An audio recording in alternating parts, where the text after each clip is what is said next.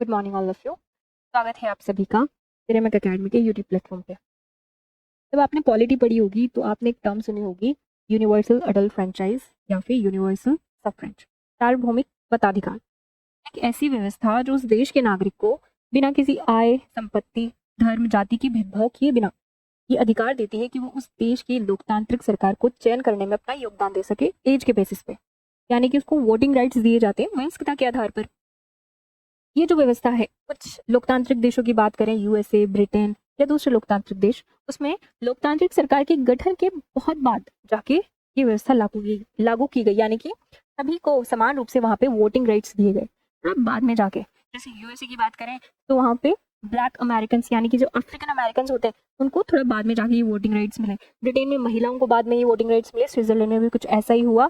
और south Africa की बात करें, 1994 का समय आ गया था, तब जाके इस व्यवस्था को लागू किया गया। इन लोकतांत्रिक देशों को लगभग चुका दिया था भारत ने 1950 में ही, इतनी विशाल जनसंख्या के लिए यूनिवर्सल अडल्ट फ्रेंचाइज यानी कि सार्वभौमिक मताधिकार की व्यवस्था को संविधान के साथ साथ ही लागू करके।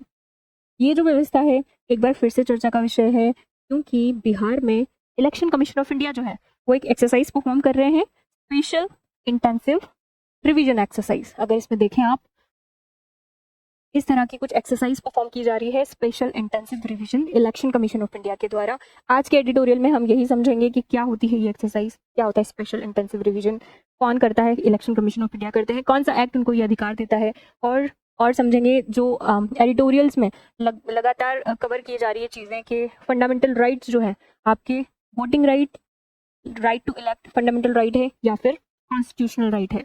ये इस डिबेट को समझेंगे कि अभी वर्तमान में क्या स्टेटस है, सुप्रीम कोर्ट के वो कौन से जजमेंट हुए हैं जो ये डिसाइड करते हैं कि एक्चुअल में इस राइट का स्टेटस अभी क्या है, और अपने सिलेबस से रिलेट करता है क्या इलेक्शन कमीशन ऑफ इंडिया। इसके बारे में थोड़ा सा अपन ब्रीफली देखेंगे कि कब स्थापना हुई इसकी, और क्या इसका क्या कार्यकाल होता है, क्या शक्तियां हैं, कौन से आर्टिकल से ये रिलेट करता है, ये सब कुछ समझेंगे। और थोड़ा सा इस पर भी नजर डालेंगे कि रिप्रेजेंटेशन ऑफ पीपल एक्ट, जिसकी सहायता से या जिससे पावर लेकर ये इलेक्शन कमीशन ऑफ इंडिया द्वारा एक्सरसाइज की जा रही है, वो क्या होता है। रिप्रेजेंटेशन ऑफ पीपल एक्ट 1950 और 51 दो एक्ट हैं, दोनों के डिफरेंस देखेंगे कि क्या अलग अलग इसमें चीजें हैं। तो आज के एडिटोरियल में ये चीज समझी जाएगी। अभी अपन शुरू करते हैं। स्पेशल इंटेंसिव रिवीजन एक्सरसाइज क्या होती है, चर्चा का विषय है। एक हफ्ते पहले भी इसको कवर किया गया था। ये तभी की इमेज है। कल पूरा पेज 2-3 आर्टिकल्स भी कवर किए गए। आज के न्यूज़पेपर में भी यहाँ पे और 2-3 अलग अलग जगह पे इसको कवर किया गया कि लगभग 75% Bihar electors submitted enumeration form. क्या होता है एनुमरेशन फॉर्म, ये भी समझा जाएगा। स्पेशल इंटेंसिव रिवीजन एक्सरसाइज एक तरह की एक्सरसाइज है, इलेक्शन कमीशन ऑफ इंडिया द्वारा की जाती है। इसमें जो इलेक्टोरल रोल्स है, यानी कि मतदाता सूची जो है, उसको रीचेक किया जाता है एक तरीके से, यानी कि पुनरीक्षण किया जाता है। देखा जाता है कि इसमें कोई वोटर्स जो है वो सही है, मतलब वो एलिजिबल है वोट देने के लिए, तभी उनका नाम यहाँ पे जोड़ा गया है। तो एलिजिबल वोटर्स के नाम इसमें रीचेक किए जाते हैं। जो एलिजिबल है उनका नाम रखा जाता है, जो एलिजिबल नहीं है मतलब कुछ गड़बड़ करवा के इसमें नाम जुड़ा लिया या फिर 2 बार उनकी डुप्लीकेसी हो रही है नाम की, तो ऐसे वोटर्स को यहाँ पे हटाया जाता है। उस लिस्ट को पूरा ठीक किया जाता है। और कुछ जैसे पोलिंग स्टेशन है उनका रैशनलाइजेशन किया जाता है कि एक पोलिंग स्टेशन पे कुछ संख्या में ही इलेक्टोरल्स वहाँ पे होने चाहिए। तो इस तरह की कुछ exercise election commission of India द्वारा परफॉर्म की जा रही है। ये होती है स्पेशल इंटेंसिव रिवीजन एक्सरसाइज, जिसमें ये चेक किया जाता है कि उस मतदाता सूची में जो वोटर्स हैं वो योग्य है या नहीं है, योग्यता रखते हैं। क्या योग्यता है, 18 ईयर उनकी एज हो और वो नागरिक हो देश के, और जिस कॉन्स्टिट्यूएंसी का उनके पास वोटर आईडी है वो वहीं पे वोट दें। ये चीज़ भी चेक की जाती है। और किसी के पास डुप्लीकेट तो नहीं है, किसी की डेथ हो जाती है या फिर कोई परमानेंटली माइग्रेट कर जाते हैं दूसरे देश में या फिर दूसरी जगह पे, तो उनके नाम उस कॉन्स्टिट्यूएंसीज वाले इलेक्टोरल रोल से हटाए जाते हैं। तो ये चीज़ चेक की जाती है। और कुछ सुधार किए जाते हैं। नाम में त्रुटि हो सकती है, आपके फोटो वोटो उसमें कुछ चेंज हो सकते हैं, एज में कुछ गलत एंटर हो जाता है, तो उस चीज़ को ठीक किया जाता है। नॉर्मली जो एनुअल रिवीजन एक्सरसाइज जो है ना, वो नॉर्मली होती रहती है, साल भर ये जारी रहती है। बूथ लेवल ऑफिसर्स के द्वारा इसमें एंट्रीज की जाती हैं। जैसे किसी ने 18 ईयर की एज अटेन कर ली है, अब वो एलिजिबल है वोट देने के लिए, तो वो अपना वोटर आईडी बनवाते हैं, अप्लाई करते हैं वहाँ पे। किसी के नाम गलत हो गए, एज में कुछ गलती होगी, एंट्री में फोटो वोटो गलत हो गए, ठीक करवाना है। साल भर ये चीज़ चलती रहती है लगभग। लेकिन ये जो एक्सरसाइज परफॉर्म की जा रही है इलेक्शन कमीशन ऑफ इंडिया द्वारा, ये थोड़ा सा इंटेंस लेवल पे, बड़े लेवल पे की जा रही है। तो क्यों की जा रही है मतलब ये एक्सरसाइज, इसका उद्देश्य क्या है? इलेक्शन कमीशन ऑफ इंडिया ये चाहता है कि फ्री और फेयर इलेक्शन हो, जो कि इलेक्शन अभी होने वाले हैं, बिहार असेंबली इलेक्शन आने वाले हैं नवंबर में। स्टेट असेंबली के इलेक्शन फ्री और फेयर तरीके से हो, इलेक्शन कमीशन ऑफ इंडिया इस उद्देश्य से ये एक्सरसाइज परफॉर्म करना चाहता है। सही बात। उनको ये शक्ति कौन सा कानून देता है? रिप्रेजेंटेशन ऑफ पीपल एक्ट है 1950 का, ये कानून उनको ये शक्ति देता है, उसकी धारा 21 कि वो इस तरह की एक्सरसाइज परफॉर्म कर सकते हैं। इसकी धारा 21 का सब क्लोज 3 उनको ये कहता है कि वो किसी भी समय इस तरह की एक्सरसाइज परफॉर्म कर सकते हैं। आपको लग रहा होगा कि अच्छी बात है, इलेक्शन कमीशन ऑफ इंडिया तो यही चाहते हैं कि फ्री और फेयर इलेक्शन हो, और वो ये चीज कर रहे हैं, जो कि एक लोकतांत्रिक सरकार में बहुत जरूरी है। क्यों चर्चा का विषय है? क्यों ये तब से जब से नोटिफिकेशन जारी हुआ, 24 जून को नोटिफिकेशन जारी किया था कि बिहार में इस तरह की एक्सरसाइज परफॉर्म की जाएगी, 1 महीने तक के लिए किया जाएगा। 1 महीने में आपको कोई इशू है, एक ड्राफ्ट रिलीज किया जाएगा कि इस तरह की अपडेटेड इलेक्टोरल रोल हमने अपडेट किया है, आपको कोई एतराज है आप अपना दावा ला सकते हैं। फिर 1 सितंबर तक आपकी सुनवाई कर ली जाएगी, और 1 सितंबर के बाद लगभग 30 सितंबर तक फाइनली हम पब्लिश कर देंगे जो अपडेटेड इलेक्टोरल रोल है।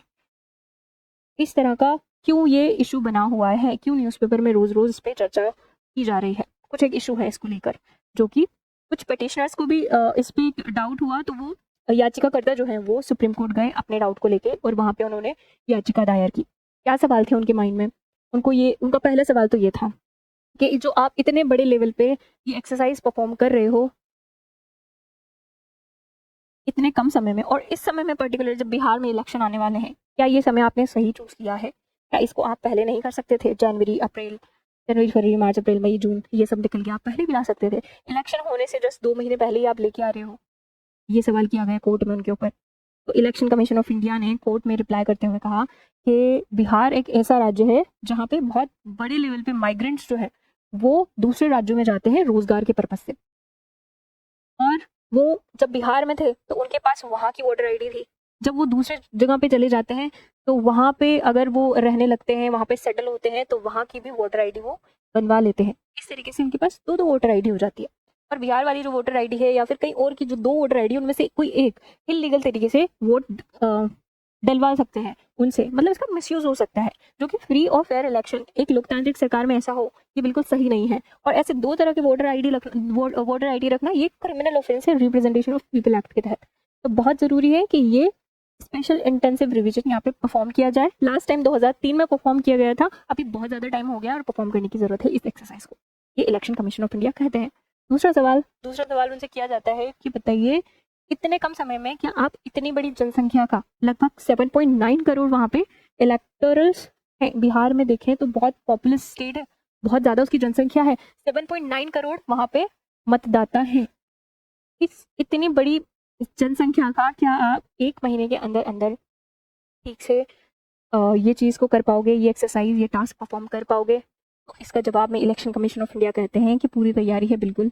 बात 7.9 करोड़ मतदाताओं की नहीं है, बात सिर्फ 2.9, या यहाँ पे कुछ आंकड़े दिए गए थे, लगभग इतना ही आंकड़े दिए गए थे कि 2.9 करोड़ की इलेक्टोरल्स है, उनकी ही ये टास्क परफॉर्म करनी है। उनके लिए ये टास्क थोड़ा सा बड़ा है। कैसे इस चीज़ को थोड़ा सा समझते हैं कि उनका कहना है 2003 तक जो इलेक्टोरल रोल में जिनका नाम था, उनको ये कोई से भी डॉक्यूमेंट वेरीफाई कराने की जरूरत नहीं है। जिनका नाम 2003 के इलेक्टोरल रोल में था, वो एक एनुमरेशन फॉर्म भर देंगे, उनसे उनका काम हो जाएगा, वो वेरीफाई वहाँ पे करा लेंगे इलेक्टोरल एनुमरेशन फॉर्म से। और लगभग आज की तारीख में देखें अभी तो ये अपडेट है कि PIB में ये कहा गया है 7.4% लोगों के एनुमरेशन फॉर्म कलेक्ट हो चुके हैं, यानी कि लगभग आधे से भी ज्यादा जनसंख्या जो है, जो इलेक्टोरल्स है, जो 2003 में जिनका नाम था, वो कवर की जा चुकी है। मतलब आधे से भी ज्यादा टास्क तो परफॉर्म किया जा चुका है।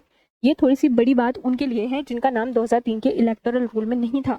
जिनका नाम 2003 के इलेक्टोरल रोल में नहीं था, उनको कुछ डॉक्यूमेंट वेरीफाई कराने हैं, और सबके लिए अलग अलग उन्होंने प्रोसेस रखी है। जैसे कि 1987 से पहले किसी का जन्म हुआ तो वो किस तरीके से कराएंगे, 2004 से पहले किसी का जन्म हुआ तो वो किस तरह से कौन से डॉक्यूमेंट ला के वेरीफाई करेंगे, इनको क्या क्या डॉक्यूमेंट्स लाने की जरूरत है। ये अलग अलग प्रोसेस है, उसकी डिटेल में अपने को जाने की जरूरत नहीं है, कहीं भी नहीं पूछा जाएगा हमसे। बात इतनी है समझने की कि ये जो एक्सरसाइज परफॉर्म करा रहे हैं, इन पे ये क्वेश्चन किया गया कि क्या आप 2.9 करोड़ ये जनसंख्या आप बोल रहे हो जवाब में, क्या इसका 1 महीने में करवा पाओगे? तो इलेक्शन कमीशन ऑफ इंडिया जी जवाब में बोलते हैं कि बिल्कुल, ये 2003 में भी इस तरह की एक्सरसाइज करवाई गई थी, 1 महीने का ही टाइम था और हमने ये टास्क परफॉर्म किया था बहुत ही सही तरीके से। बहुत सारे एजेंट उनका कहना है लगा रखे हैं, बूथ लेवल ऑफिसर यहाँ पे है, कंटिन्यूसली काम कर रहे हैं। लगभग 20,600 के आसपास बूथ लेवल ऑफिसर डिप्लॉय हैं इस काम के लिए। इलेक्टोरल रजिस्ट्रेशन ऑफिसर्स यहाँ पे डिप्लॉय हैं 239 के आसपास, 963 के आसपास assistant electoral registration officer AEROs हैं। लगभग BLA यानी कि बूथ लेवल एजेंट 1.5 लाख के आसपास, 1,55,000 के आसपास बूथ लेवल एजेंट यहाँ पे लगे हुए हैं। बूथ लेवल एजेंट कोई पॉलिटिकल पार्टी अपने अपने भेजती है, वो एजेंट होते हैं, वो इनके साथ काम कर रहे हैं। कुछ वॉलंटियर्स यानी कि स्वयंसेवक भी इस काम में लगे हुए हैं। लगभग देखें तो इलेक्शन कमीशन ऑफ इंडिया ने आंकड़ा दिया था कोर्ट में, लगभग 2.5 लाख लोगों की मशीनरी इस काम को कर रही है और लोगों को वो मदद पहुंचा रही है। लोग परेशान नहीं हो ताकि डॉक्यूमेंट वेरीफाई कराने में या उनको कैसे कैसे क्या करना है, हाउस टू हाउस सर्वे किया जा रहा है, मतलब उनके घर घर जाके ये काम किया जा रहा है, उनको परेशान होने की जरूरत नहीं है। इलेक्शन कमीशन ऑफ इंडिया का कुछ ये रिप्लाई था। अगला सवाल इनसे कोर्ट में किया गया, जो कि सबसे बड़ा इशू यहाँ पे बना हुआ है, डॉक्यूमेंट वेरिफिकेशन जो आप कर रहे हैं, उसके लिए जो डॉक्यूमेंट्स आपने मांगे हैं लोगों से, वो उन डॉक्यूमेंट्स की अवेलेबिलिटी है ना बहुत ज़्यादा लोगों के पास नहीं है। कुल 11 डॉक्यूमेंट्स मांगे हैं कि आइए जिनका 2003 में की वोटिंग लिस्ट में यहाँ पे नाम नहीं है वो लोग, या फिर वो नए वोटर्स जो 18 साल की एज हुई है वो लोग, या फिर उनका जिनका अभी तक इलेक्टोरल रोल्स में नाम नहीं था वो लोग इस चीज़ को वेरीफाई कराएंगे कुछ 11 डॉक्यूमेंट्स के थ्रू। ये 11 डॉक्यूमेंट्स में से कुछ डॉक्यूमेंट्स लेके आएंगे, तब जाके उनका नाम इस इलेक्टोरल रोल में जोड़ा जाएगा। सवाल ये है कि ये जो 11 डॉक्यूमेंट्स की लिस्ट आपने दी है, इसकी अवेलेबिलिटी सबके पास नहीं होती है। कौन से 11 डॉक्यूमेंट देखते हैं, कौन से 11 डॉक्यूमेंट्स जो हैं वो उन्होंने बोले हैं और इन पे सवाल किए जा रहे हैं। जन्म प्रमाण पत्र बोला है कि जन्म प्रमाण पत्र यानी कि बर्थ सर्टिफिकेट लेके आइए, पासपोर्ट लेके आइए, हाई स्कूल सर्टिफिकेट 10th की मार्कशीट आप लेके आ सकते हैं, स्थानीय निवासी प्रमाण पत्र यानी कि डोमिसाइल सर्टिफिकेट भी आप ला सकते हैं, वन अधिकार प्रमाण पत्र ये भी चलेगा, जाति प्रमाण पत्र चलेगा, NRC में आपका नाम दिखा दीजिए चलेगा, परिवार रजिस्टर, जमीन का आवंटन पत्र, जमीन का आवास आवंटन पत्र, ये दिए राज्य सरकार के कर्मचारी और पेंशनर्स हैं आप और आपके पास उसका पहचान पत्र है, तो वो बैंक में काम करते हैं, पोस्ट ऑफिस में काम करते हैं, तो उसका पहचान पत्र है वो आप दिखा दीजिए। तो बात ये है, मुद्दा ये है कि ये जो सारे डॉक्यूमेंट आप मांग रहे हो ना, आप देख रहे होंगे इसमें आधार कार्ड कहीं भी नहीं है, इसमें राशन कार्ड कहीं भी नहीं है, इसमें जो पुराना मतदान कार्ड था उनके पास वो नहीं है, वो नहीं मांग रहे। तो यही सवाल किया गया कि ये जो डॉक्यूमेंट्स है ये इतनी बड़ी मात्रा में क्या सबके पास अवेलेबल होते हैं? क्या एक मजदूर के पास पासपोर्ट होगा? क्या एक किसान के पास, मजदूर के पास, जो श्रमिक है उसके पास जो काम कर रहा है, क्या वो ये डॉक्यूमेंट बना के रख सकता है?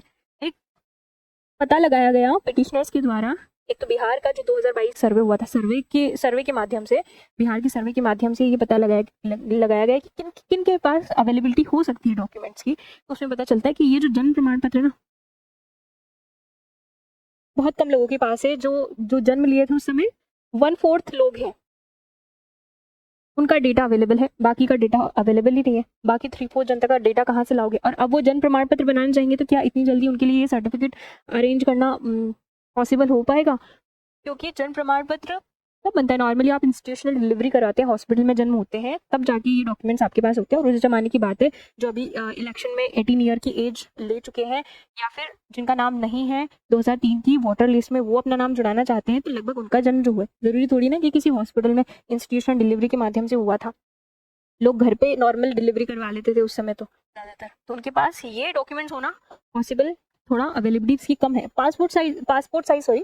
पासपोर्ट किस किस के पास हो सकते हैं? बहुत ज़्यादा लोगों के पास नहीं है। सर्वे में पता लगा कि 1.12%, 1.5% लोगों के पास ही पासपोर्ट रखते हैं, ये वो अमीर लोग हैं।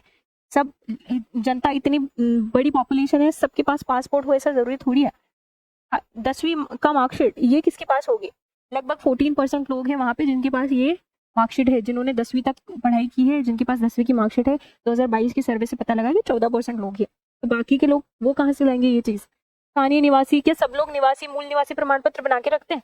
हम जैसे बना के रखते हैं, हम एग्जाम की तैयारी कर रहे हैं और हमें एग्जाम में के फॉर्म में ही अप्लाई करना होता है या स्कॉलरशिप लेने के लिए अप्लाई करना होता है, तो हम बनवा के रखते हैं, स्टूडेंट लोग बना के रखते हैं? नहीं रखते, उनके पास अवेलेबिलिटी बहुत कम है इस चीज़ की। और उसके बाद ये वन अधिकार प्रमाण पत्र डेटा निकाला गया कि कितना होगा, तो ये लगभग 200 लोगों के पास है और इससे ज़्यादा के पास नहीं है। जाति प्रमाण पत्र भी हमें ज़रूरत होती है, हम बना के रखते हैं। एनआरसी में नाम दिखा दीजिए, तो एनआरसी जो है ये बिहार में लागू है नहीं, बिहार में लागू अभी है नहीं। कहाँ से आपको नाम दिखाएंगे? ज़मीन का आवंटन, यहाँ पे सरकारी कर्मचारी हैं, तो कितने लोग कर्मचारी हैं? 1.50% लोग ही ऐसे हैं जिनके पास सरकारी नौकरी है और उनका उस नौकरी से रिलेटेड उनके पास कोई आईडी कार्ड है। तो कुल मिला के ये जो डॉक्यूमेंट्स हैं उनकी अवेलेबिलिटी बहुत कम है लोगों के पास। ये सवाल किए जा रहे हैं आपने आधार कार्ड क्यों नहीं लिया, इसमें ये सवाल किया जा रहा है Aadhaar card. Election commission of India कहते हैं कि आधार जो है वो नागरिकता की पहचान नहीं है, ये नागरिकता साबित नहीं करता। आधार एक्ट भी यही कहता है कि ये नागरिकता की, आधार कार्ड जो है वो आप इस बात को प्रमाणित नहीं करता कि आप इस देश के नागरिक हैं, ये सिर्फ एड्रेस प्रूफ है। तो इनसे सवाल किया गया कि क्या आप नागरिकता प्रमाणित कर रहे हैं यहाँ पे? ये तो सिटीजनशिप स्क्रीनिंग कर रहे हैं, ये तो आपका रोल नहीं है, ये तो होम मिनिस्ट्री का काम है, home ministry, central home ministry का काम है। आपके क्षेत्राधिकार में नहीं आता कि आप नागरिकता देखें। जाति प्रमाण पत्र मांग रहे हो आप, मूल निवासी प्रमाण पत्र मांग रहे हो, आधार कार्ड ही तो लिया जाता है, आधार कार्ड से वेरीफाई करके ही ये डॉक्यूमेंट प्रोवाइड किया जाता है। फिर आधार कार्ड क्यों नहीं है? आधार कार्ड बिहार के 87% लोगों के पास है, इसकी अवेलेबिलिटी है, तो आधार कार्ड से आप क्यों नहीं कर रहे हो? तो इलेक्शन कमीशन ऑफ इंडिया कह रहा है कि आधार कार्ड आजकल बहुत डुप्लीकेट बन रहे हैं, उसकी ऑथेंटिसिटी जो है वो बिल्कुल फुल प्रूफ नहीं है, तो इसलिए वो आधार कार्ड को यहाँ पे मान्य नहीं कर रहे और ये सारे डॉक्यूमेंट मंगवा रहे हैं। और ये सारे डॉक्यूमेंट के पीछे ये कहा जा रहा है कि सबके पास इसकी अवेलेबिलिटी नहीं है। एक माइग्रेंट वर्कर, एक मजदूर, एक गरीब को आप जो है ना, आप उसको अपने आप को उसकी जगह पे रख के देखो कि बाहर जा रहा है वो काम करने दूसरे राज्य में, तो वो ये सब अचानक से आपने एक्सरसाइज यहाँ पे नोटिफिकेशन जारी कर दिया, अब वो वहाँ से अपने राज्य में आएगा और वहाँ पे एक्सरसाइज परफॉर्म हो रही है, ऑलरेडी एक थोड़ा सा लेट हो गया पहुँचने में, वहाँ पे बीएलओ आपकी गली मोहल्ले में एक्सरसाइज परफॉर्म करके चला गया, तो उसको अलग से भटकना पड़ेगा कि हाँ मेरे को वेरीफाई कर लो आप, मैं रह गया, वो कहाँ घूमेगा? उसके पास डॉक्यूमेंट्स नहीं है। तो आजकल डॉक्यूमेंट्स इतनी जल्दी मिल जाते हैं कि ये सारे डॉक्यूमेंट अगर वो लेने भी जा रहा है तो कम से कम 15-20 दिन का तो समय लगता है। क्या उसको टाइमली ये डॉक्यूमेंट मिल पाएगा? फिर वो फिर से आपके पास आएगा कि वेरीफाई कर लो, मेरा डॉक्यूमेंट बन के आ गया, इधर उधर भटकता फिरेगा। तो ये बात थोड़ी सी सोचने वाली है। आप खुद को जो ये सुन रहे हैं, हम ये चीज़ नहीं समझ सकते। अगर हमें कोई एप्लीकेशन फॉर्म अप्लाई करना है और थोड़ी देर के लिए हमारे पास कोई पर्टिकुलर डॉक्यूमेंट नहीं मिलता अपने फॉर्म में, अपने जो प्रमाण पत्र जहाँ पे अपन डॉक्यूमेंट रखते हैं उसकी फाइल में नहीं मिलता, थोड़ी देर के लिए अपन भी टेंशन में आ जाते हैं। तो ये तो उनकी वोटिंग राइट छीन जाने की बात हो रही है यहाँ पे, और इसको नागरिकता से भी आगे रिलेट किया जाएगा कि अगर जो अपडेटेड इलेक्टोरल रोल्स है किसी ना किसी वजह से उनका नाम उसमें नहीं आता है, तो ये तो उनकी नागरिकता पे भी बात आ जाएगी। ये तो सारी मूलभूत सुविधाओं से फिर वंचित हो जाएंगे आगे जाके। तो एक थोड़ी सी टेंशन लेने वाली बात है उनके लिए, जो एक गरीब है। अमीर लोग ये चीज़ को नहीं समझेंगे कि जिनकी जेब में पासपोर्ट रखा है या जिन्होंने ये पॉलिसी लेके आई है इलेक्शन कमीशन ऑफ इंडिया, आपके पास सारे डॉक्यूमेंट्स है। दुलिया जी जो है, जस्टिस दुलिया और बागची जी इसको सुन रहे हैं सुप्रीम कोर्ट में। दुलिया जी, जस्टिस दुलिया जी यही बोल रहे हैं कि मुझसे अगर कोई मांग ले कि 1 महीने 20 दिन के अंदर अंदर ये डॉक्यूमेंट्स बनवा के लाओ, तो मेरे लिए मुश्किल हो जाएगी। तो वो तो गरीब है, वो उन गरीबों को तो कितनी इधर उधर उनकी कहाँ मतलब बहुत कम चली जाती है, जल्दी काम कहाँ होते हैं, उनको तो बहुत भटकना पड़ता है इधर उधर, जब जाके उनको कोई ना कोई डॉक्यूमेंट्स हाथ लगता है।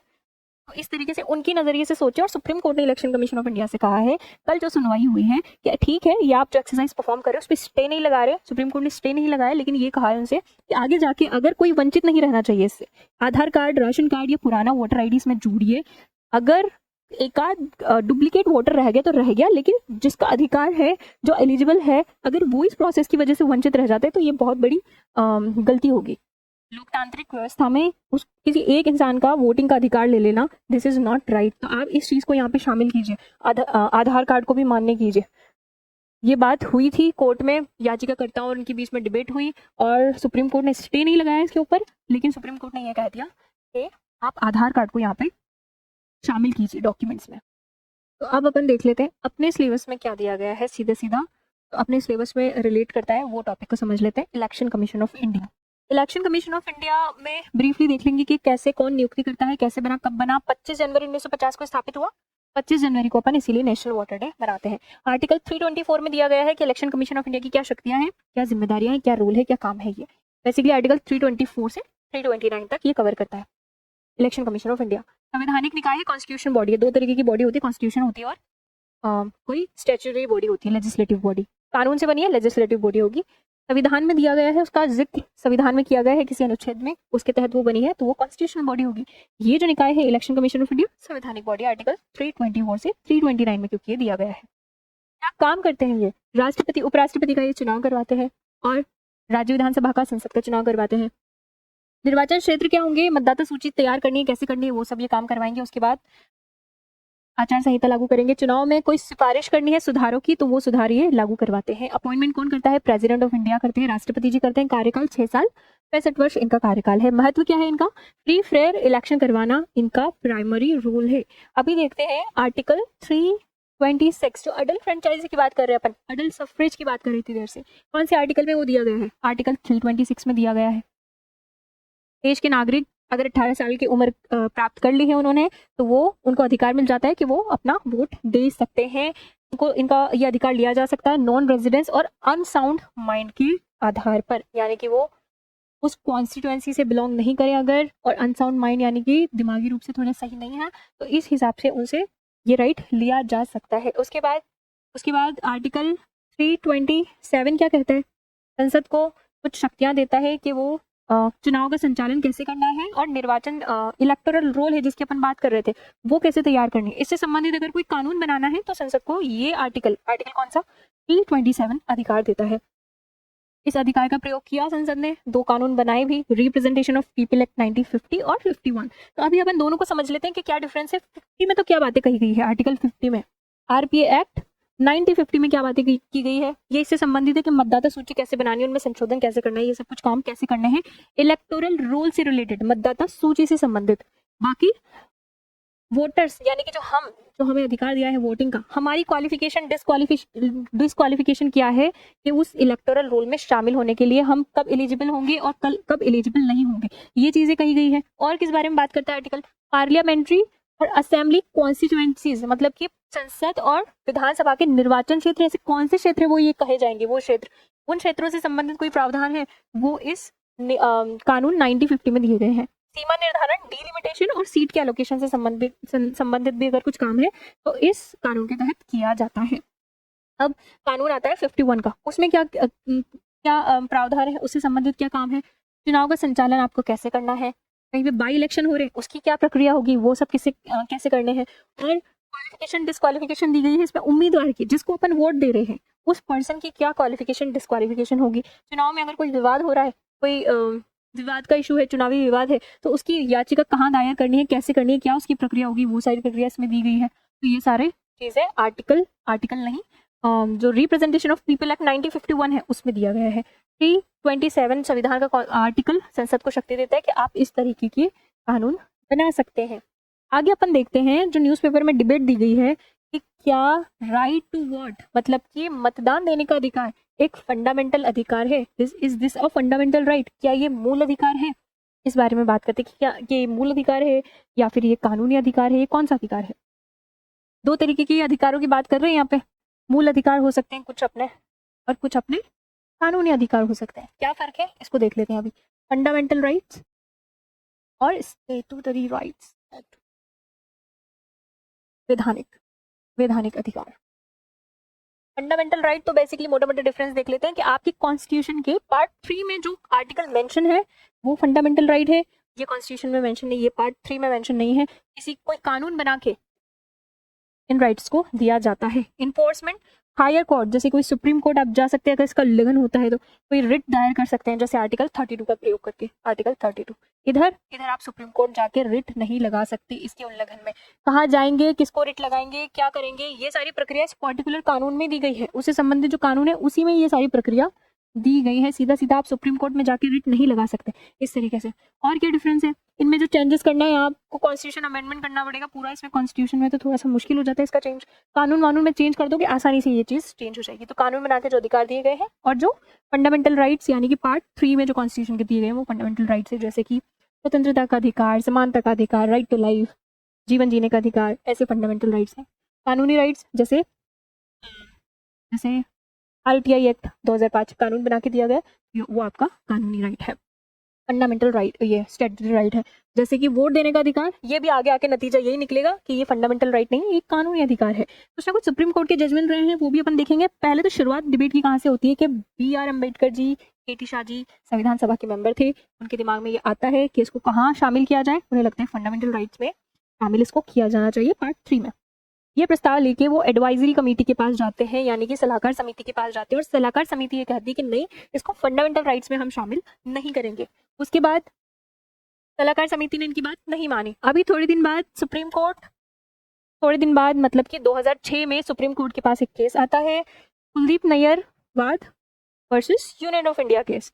इस केस में सुप्रीम कोर्ट अपना निर्णय देते हैं कि निर्वाचन का अधिकार, जो राइट टू इलेक्ट है, वो एक वैधानिक अधिकार है, ना कि फंडामेंटल राइट। क्योंकि ये आर्टिकल नहीं, ये कानून जो है रिप्रेजेंटेशन ऑफ पीपल एक्ट 1951 उसकी धारा 62 से दिया गया है, वहां से दिया गया है, तो इसलिए ये एक वैधानिक अधिकार है, ना कि फंडामेंटल राइट है। ये निर्णय दे दिया जाता है। आगे दूसरा केस आता है, उसमें दूसरा केस कौन सा, राजबाला और स्टेट ऑफ हरियाणा केस। तो जजेस की पीठ बैठती है यहाँ पे और कुछ अलग निर्णय देते हैं, और निर्णय में ये बोलते हैं कि ये जो राइट टू इलेक्ट है वो फंडामेंटल राइट नहीं है, ये कॉन्स्टिट्यूशनल राइट है, यही कहते हैं संवैधानिक अधिकार है, संवैधानिक अधिकार है। तो थोड़ा सा अलग निर्णय है। अब इसमें फंडामेंटल राइट नहीं बोल, इसको कानूनी अधिकार नहीं बोल के संविधान में दिया गया है, ये अधिकार बोल दिया गया है। लेकिन आगे क्या होता है, इनकी जो निर्णय है उसको मान्य नहीं किया जाता, कुलदीप नैयर वाली को ही मान्य किया जाता है। क्यों? क्योंकि ये जो निर्णय दिया है एक ही मुद्दे से रिलेटेड है, राइट टू इलेक्ट। एक ही मुद्दे पे अगर एक ही अलग अलग कोई फैसला आ जाता है तो उस कॉन्स्टिट्यूशन पीठ का फैसला ज्यादा मान्य होता है, उसको ओवरराइड कर देता है जो कॉन्स्टिट्यूशन, जिस फैसले में कॉन्स्टिट्यूशन की बड़ी पीठ बैठी थी। जो कुलदीप नायर का जो निर्णय सुनाया था, इस बात का निर्णय सुनाया था, वो 5 मेंबर्स की पीठ थी, जबकि ये यहाँ पे लिखा गया है 2 जजेस की पीठ थी। ये रूल ऑफ प्रेसिडेंस के तहत इसको माना गया है कि बड़ी बेंच अगर कोई फैसला सुनाती है तो उसका फैसला मान्य रखा जाएगा, इसलिए कुलदीप नैयर वाले का मान्य रखा गया, मतलब कि ये स्टैट्यूटरी राइट है। और Anoop Barnwal versus union of India में फिर से ये इशू आया, सुप्रीम कोर्ट ने कहा कि अब कोई निर्णय नहीं दे रहा हूं मैं, क्योंकि पहले से ही निर्णय दिया गया है, उसी निर्णय को आप स्पष्ट मानिए, यानी कि कुलदीप नैयर जजमेंट को ही स्पष्ट माना जाएगा, मतलब कि जो निर्णय उसी में दिया वही मान्य किया जाएगा। Binding president of doctor article 141 के तहत सुप्रीम कोर्ट जो भी निर्णय दे देते हैं वो पूरे भारत में बाइंडिंग लॉ की तरह लागू होता है। तो इसमें अलग से उन्होंने निर्णय नहीं दिया अनूप बर्नवाल केस 2023 में, और कहा कि कुलदीप नैयर बाद में जो निर्णय दिया है ना, आप उसी को मानिए कि ये जो फंडामेंटल राइट नहीं है, राइट टू इलेक्ट एक स्टैट्यूटरी राइट है, जो कि रिप्रेजेंटेशन ऑफ पीपल एक्ट 1951 की धारा 62 के तहत दिया गया है। अभी इसका स्टेटस क्या है, अभी इसको यही मानते हैं। जैसे कि जजेस जब सुनवाई करते हैं तो एक आध के मत अलग होते हैं, थोड़ी सी असहमति पे जस्टिस अजय रस्तोगी जी ने कहा कि इसको आप वैधानिक अधिकार नहीं मान के मूल अधिकार मानिए। क्योंकि अगर आप किसी को चुनाव कर रहे हैं, मतलब वोट दे रहे हैं, तो ये वोट देना तो एक अपनी इच्छा को एक्सप्रेस करने जैसा हुआ, आपकी चॉइस को आप एक्सप्रेस कर रहे हैं, आपकी क्या चॉइस है। तो इसके तहत तो इसको आर्टिकल 91A में जो दिया गया है फ्रीडम ऑफ एक्सप्रेशन, उसके तहत इसको मूल अधिकार माना जाना चाहिए कि अपन किसी को इलेक्ट करें, अपनी इच्छा व्यक्त कर रहे हैं। ये अभिव्यक्ति की स्वतंत्रता के तहत आर्टिकल 19 के तहत इसको मूल अधिकार माना जाना चाहिए, ये रस्तोगी जी बोलते हैं। लेकिन इस पे आगे और डिबेट नहीं चलती है, और अभी वर्तमान में इसके स्टेटस यही है कि ये एक स्टैट्यूटरी राइट है, वैधानिक अधिकार है। उम्मीद करती हूँ आपको ये जो डिबेट थी वो समझ आई होगी, जो पूरी चर्चा की मैंने, क्या मुद्दा चल रहा है स्पेशल इंटेंसिव रिवीजन का, वो मैं आपको समझा पाई। इससे रिलेटेड नोट्स है वो आपको टेलीग्राम के चैनल पे शेयर कर दिए जाएंगे। वैसे तो नोट्स का क्या करोगे आप, अभी तो ये इशू चल रहा है स्पेशल इंटेंसिव रिवीजन का, इस पर हियरिंग होना बाकी है। जो कल हियरिंग हुई थी, जिसकी मैंने आपको आज समझाया ये पूरी बात जो हुई कोर्ट और इलेक्शन कमीशन ऑफ इंडिया के बीच में, तो कोर्ट ने फिर से एक और डेट दी है कि 28 जुलाई को हम फिर से इसकी हियरिंग करेंगे। तो फिर और कोई दूसरा जजमेंट कोर्ट दे सकते हैं, तो उससे नोट्स तो अभी पूरे होंगे नहीं, वो जब जजमेंट आए तो उसको प्रॉपर कंप्लीट करके नोट्स दे देंगे, या फिर दे देंगे, अभी शेयर कर देंगे, बाद में अपडेटेड भी आपके साथ शेयर कर देंगे। थैंक यू फॉर वॉचिंग मी, मेरे साथ बने रहने के लिए आपका थैंक यू सो मच। मिलते हैं अगले एडिटोरियल में।